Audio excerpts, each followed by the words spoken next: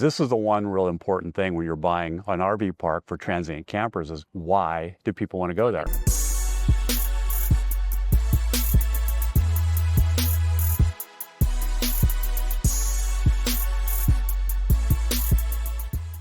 Today I have the Savages with me. Yeah. One of the Savages, Casey Savage. I'm so glad you decided to do this with me. So we're here in Monterey in California. I'm so excited to interview Casey. Tell us about where you came from and what's your background. I'm from Reno, Nevada. Moved to California when I was a little kid. Grew up basic sports, all the simple stuff, a little bit of college and realized that wasn't for me. Became an aerospace machinist, a general contractor. Through construction, ended up doing a whole bunch of flips up until the market crashing in '08, Right. which was a bit devastating. Like everybody, it devastated us too. Went through a reinvention phase. We're trying to figure out what we're going to do. And RV park fell in our laps. The opportunity to own an RV park. Wow. So tell us about that opportunity just fell in your lap because it was a really interesting story. I believe Terry kind of brought it to you and then tell us about how this came up. Oh, actually, no, she didn't bring it to me. It was one of her clients that she's worked with for a long time. He had this park that he was always telling me for years, hey, you should go run my RV park. And I'm like, dude, I've got a business. I don't need to go work for somebody Another else. business. Yeah, no, it's like, no, forget about it. Well, he decided he's going to sell it. And we were just assisting in it. Back then, fax machines, probably half the people on this don't know what a fax machine is. But we were sending a bunch of paperwork as a courtesy up to the agent up in the mountains where this park was. And I told him, when I'm sending all this stuff, I'm going to be looking at all your books. So if you don't want me to see what you're doing, have somebody else do this. Right. He goes, oh, no, cool, check it out. So I'm looking at this. The deal does not make sense. It's way overpriced. Just nothing makes sense about this deal for the price he's selling it for. And so we've been doing this, and about a month goes by, and I don't hear anything. I have no paperwork going on, and I actually see him. He owned property across the street. He was over there, so I went out, and I said, dude, what's going on? How's the sale of your park going? Yeah. So he said, yeah, the buyer bailed. And I said, well, what happened? He goes, well, they thought it was too much money. And I, yeah, 100% of what I was thinking. It's like, dude, you're wanting way too much money for that. Like $75,000 too much. Yeah, and so I told him, we're talking for a little bit. He goes, hey, you should buy my park. And I'm like, wait, dude, I can buy your park now? I don't have to go work for you? I can actually own the whole thing? He goes, oh yeah, no, you should do it. You'd be great at it. You have a construction background, all of your knowledge, Terry's knowledge. You guys would be great at it. Right. And I go, yeah, but I wouldn't probably want to give you what it's worth. 100,000 less. He goes, well, you said 75. I said, no, but I would give you 100,000 less than you're wanting because that's the only way it makes sense to me. Correct. Yes. And so long story short, Terry and I went up and took a look at it. She's like, we're not buying that park. Is it as We're not buying that guy's park. yes, you hope? Yeah. Or And so I told her, well, this is a point in our lives where we're actually looking at retiring and we're going to buy an RV and travel. I said, so let's do this. At least let's go look at it to see what we're saying no to. right. Because I know I don't want to go there in a year, 2 years, 5 years and go, oh my God, we should have bought that thing. And so she agreed, but she said, don't try to talk me into it. We're not buying it. We're just looking at it. We're just looking at it. Just looking at it. So yeah, I won't push, no pressure. But I think you secretly trick her into once you're like, look at it. Yeah, well, no. So no, because as we've done flips, Right. there's properties. I was like, yeah, no bueno. We're not doing this. And Too much properties that definitely we had to buy. So let me ask a little bit pointed question. When you said like you decided to offer him like 100,000 less, how do you base that number upon what? Like based on their book? Like maybe just give us a very high level. How do you give the evaluation and tell the owners like it's not 100%. worth what you think it is? My reference back to what I said earlier is that as I was looking at his books, I went through his paperwork. I'm looking at the valuation, Right. seeing if there is any money to be made here. And actually to make replacement income for what we needed to purchase it as this $100,000 less than what he was originally trying to sell it for. Right. So you're looking at the income bringing in minus expenses and to see if it's actually making money. Exactly. Right? What's actually going to bring in today? Not what I'm going to improve, because that's my sweat equity is what I improve in a property. Right. It's what it's doing right now. Right. And then that's such a key piece because I remember I talked to a lot of brokers. A lot of times they were, well, this is a pro forma. If you do this and all that, it's going to value at this much. And I always talk to them, well, if that's the case, why don't you do all that and sell me at that price? And I'll buy it at that price once you did all that. That's the future. I love that, right? because that's the reality of it. Easy. Why don't you do it and then get a higher price? Yeah, 100%. And that's the same thing I'm telling sellers all the time. Like, dude, why didn't you do it? Yeah. Yeah, well, because I can't afford to do it. There's a work. Yeah. Why do you want to charge me more for work that you're not willing to do? Exactly. It's like, no, sorry. There's no value there. I earn that later. When I put in the effort later, my sweat equity, my money I put in, then I deserve to make more money. And I don't deserve to pay you for something that you never did. Right. The sweat equity also mean there's value into it. Exactly. So like who's willing to do the work, they should be compensated for that work. Yeah. Right. So did you ended up getting the price that you wanted? Actually, so here's what happened. So we go up and look at the property. We're wandering around for 45 minutes or so. We're just leaving the property and Terry goes, darn it. And it was like one of these darn it's because we've been in and out of buildings. Like she left her phone like in the bathroom or something. I said, did you leave your phone? What's going on? And she said the 4 words that I love to hear from her, especially when I'm buying in on something. Right. She says these 4 words, and this is going to happen no matter what. She says, that place needs us. Ah, they need your help. That place needs us. Okay. That's it. We're gonna have to figure it out at this point because that place needs us. And I said, okay, so, but she had other parameters on this. She said, first, our CPA has to double check the books, which is just smart, right? Second set of eyes. And I told her, well, there's 3 things in the books that don't tell her about, but I know they leave. Right. This is where there's a value in this. And then the second thing she said, I want to get it for another $25,000 less. Gotcha. So when you make the offer, She's you're a not good going 100, we're going 125 down. All right. Well, yeah, So- so you have the way to negotiate and then find out the sweet price that everybody can compromise on and be happy or not happy with it, but just small balance. Tell us more about this park. Where is it and how many pets when you acquire it? It's 105 spaces. It's up in Arnold, California. Beautiful area, 200-foot tall trees all over the place, 11 plus acres. Okay. It had everything, but all was beat up, which was perfect. I love a fixer-upper. We flip properties, so we fix stuff up. Yeah. Yeah. So is it in a good area? What's your clientele typically? Oh, perfect. Yeah, great question. Because this is the one real important thing when you're buying an RV park for transient campers is why do people want to go there? Go there. Yeah. It's a beautiful area. We end up kind of year round up there because we have a ski resort above us. So we have people going up to go skiing. Winter client, yes. But summer clients, it's all a whole bunch of outdoor stuff. Outdoorsy people. 5 beautiful Sierra lakes you can go to, tons of hiking. Trail. And then it's also close to the town of Murphy's, it's a historical town, wine tasting and all that. Close to the town of Arnold, which just has some great food. We sat down one day and we're trying to figure out how many places you can eat within 15 minutes. There's like 15 places within 15 minutes that are good to eat and quality food. Local food. Yep.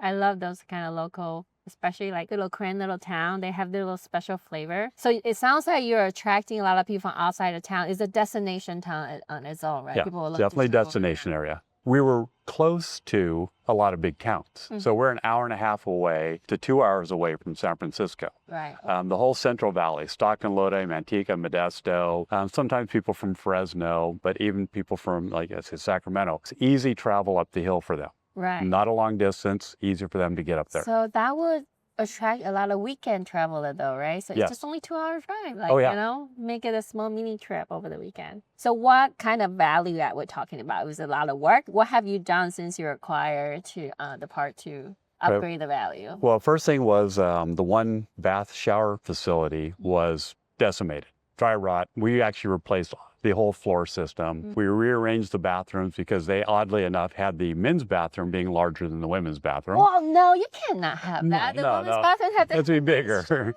The showers were embarrassing. They had a shower, and then they had a metal tray outside the shower that where all the water dripped, and it was like, so we rehabbed the whole interior, made it nice, convenient, easy to maintain. So the bathhouse you completely redone. The clubhouse, same thing. The clubhouse was 20 years old, nothing been remodeled. The kitchen was so dysfunctional, it was embarrassing, it was filthy. So redid every building. Clubhouse, the office, same thing, totally dysfunctional. We made it functioning, repainted the whole place because we had a tent camping area. We actually added the cutest porta potties. We found them. These things actually looked like wooden outhouses. Okay, like the one that you see in Alaska, that kind of get built out. Yeah, it looks like an outhouse, but it's all plastic, easy to maintain and all that. We added half a dozen of those for our tent campers and make that easy for them. It was all about adding convenient stuff. And then the other big value add that we had was they had these things called vacation lease sites where people would lease a space for a full year at a time. They're allowed to store their RV there, but they couldn't live there. Short-term stay, 14 days in a calendar month, no residency, no tenants. But we started off with basically 8 of those, and by the time we sold it, we had 36.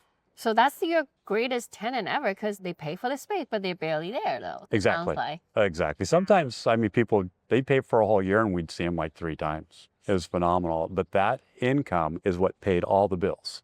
Then our transient camping. That's the icing on the cake then. Yeah, that was all the money that went in the bank, in the pocket. That's where our income was made. The vacation lease kept the lights on, insurance, taxes, all that was paid with the vacation lease. I love that because I will have to be honest, like I'm still kind of too scared to invest in RV park because one of my worry is they're seasonal. I don't like to deal with fluctuation of income, but you just educate me on like, well, there may be opportunity that you can put somebody there almost year round that maintain your baseline. Then you have some extra income. Do you adjust your rate differently, maybe based on the season? Well, actually, at that time, we were not doing dynamic pricing. Dynamic That time in the industry, dynamic pricing was just kind of barely coming into the equation. It's a little confusing too for people that, why do I pay this price this and then the other day when that comes to it? So, but we did do an interesting thing. Our tent camping, we realized was way too cheap. We were close to the state park. Right. So our tent camping was $10 a night cheaper than the state park. Oh, okay. And so we would get what we figured out was people that was too cheap to pay the price of the state park. They could come to our park, save $10, and basically they bought cases of beer at that $10. Right. And they would drink and party and create a big havoc at our park. So we actually changed our pricing to be $10 more for tent camping. And we had 50 tent spaces. We actually decided to not fill in all the tent camping. We decided to limit it to about a dozen families at a time. And so that's it. Limit the capacity. Limit the capacity. They cannot have a big party. They could have a party, but we could keep control of them because we kept everybody spread out. And so if there was a problem, I knew where they were. I knew where the problem was. Okay, so you don't allow them to pick the side, then you place them as they come? Yeah, a bit. A little bit? A bit. Space them out. Our return people that knew the spaces, they would say, hey, can I have space 14 or 77 or tent site 8? Yeah. So how long have you been owning that park? Do you still own that park? No, we don't own it anymore. We sold it. Yeah, we decided in 2017 to retire again and travel. So we sold it. This is the most interesting thing, though, about looking at buying parks now, how owner financing works, and the big advantage that we wish we had got when somebody had offered us. If they offered us owner financing, this would have been really cool. Right, really. There's so many advantages to it because we just did the traditional, go get a loan, give us $1 million, and then write this check that I actually don't even like to remember the numbers. It was like, too many numbers and zeros and to the IRS. So everybody on this that's seeing this should thank us for all the money we paid into the IRS to help pay for everything you guys get. We gave it a big donation. Oh my God. So what's the purchase price came in? I bought it for $4. And when you sold it? $1 million. $1 million. Yeah. Okay. Wow. It's pretty awesome. Yeah, in 7 years. Old. Wow. That's pretty awesome. But now, all the income we made while we owned it, which is phenomenal. Right. And the debt paid down and all that. And so now I know you guys are working on purchasing your next, right? Or maybe a few more. Oh, we're actually, our goal is, it's that big Mount Everest goal that some people may think we're crazy. It's 1,500 RV park spaces, not parks, but spaces in park, 1,500 by 2030. And the simple thing is I'll be 70 in 2030. Yeah, I'm old. I'm old. And actually, when I'm 70, I don't really want to work anymore. I want to collect money off of Terry's and my hard work for the next 5 years. That's the big goal. And I love about it is like your face lit up when you're talking about it. I can kind of feel the passion you have. I can kind of just imagine that you just enjoy like driving your RV around, visiting your park, take care of here and there. Is it you're looking at the location nationwide or you're focused on certain area? Actually, no, we'd go nationwide because simply parks are a business. We have parks where we want to visit and we will just travel to our parks and keep an eye on them. That's the simple, fun part of the retirement at that point. Yeah, that sounds fun. Yeah. And you can buy those like fancy, I don't know, earth warmer, big like jacked up, customized RV. That's all business expenses. That's your business vehicle. Yeah. But the other fun thing about what we're doing right now is all the people that we're able to help find out whether that buying an RV park is the right strategy for them. And then also help them see if already looking at a park, and I love doing this, is help them with underwriting. Right. Help them with what holes I need to put in their balloon that they're not realizing so they can keep flying.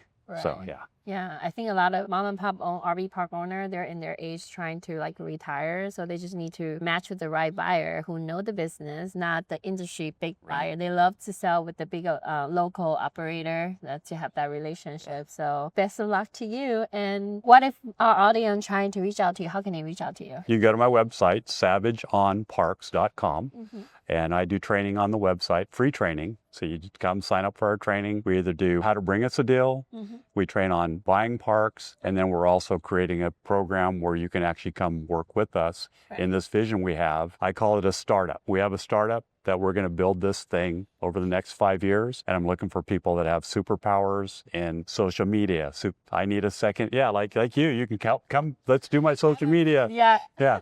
I'm looking for people. I need another underwriter. Correct. I'm underwriter. Somebody that can double check everything I do. Double check the number. We need an integrator. We need an operator. We need all these people that are in our community and outside the community that have these superpowers that they just want to be a part of something that is going to be great. This is what we're going to build. We're manifesting. I know I have a park. Actually, I talked to somebody today somewhere in Colorado. I'm going to reach out to you after that because I know you've been helping me. You've been like getting some underwriting, just a second set of eye, like to see, hey, am I looking at this? Is that the right number? Am I on track or am I too far off? So we're going to do something great together. I look forward to it.